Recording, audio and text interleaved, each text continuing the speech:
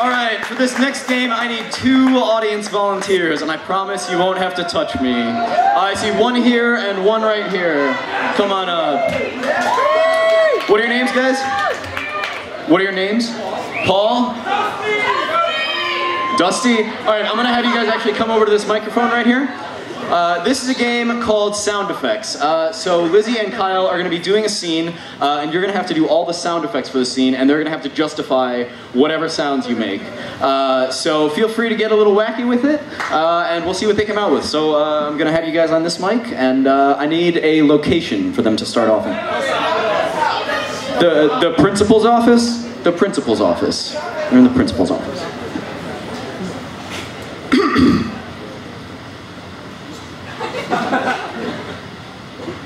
It wasn't me. It wasn't me. I did not put my booger in his ear. That was not me. I was framed. It was Frankie. Frankie? Yeah. You think Frankie did it? I've got recorded testimony of Frankie. Let's see what Frankie has to say about this. Oh yeah. He's obviously lying. I've got all the clues I need from this testimony, young lady. Frankie's a child I trust. He's a model student of this school. Unlike you, Chrissy, who's in here for the 3rd time this week. Okay, the first 2 times were legitimate, but that was just because Maurice stole my pencil and Right, wait a second, let me get something to write this down with.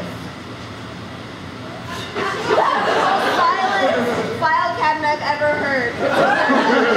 I buy everything from Transylvania. There are very nice ghost merchants there. They're very good with their... You must have discriminating tastes. Alright. Flattery will get you nowhere, young Chrissy. Now, tell me exactly what happened again. Okay, so we were in...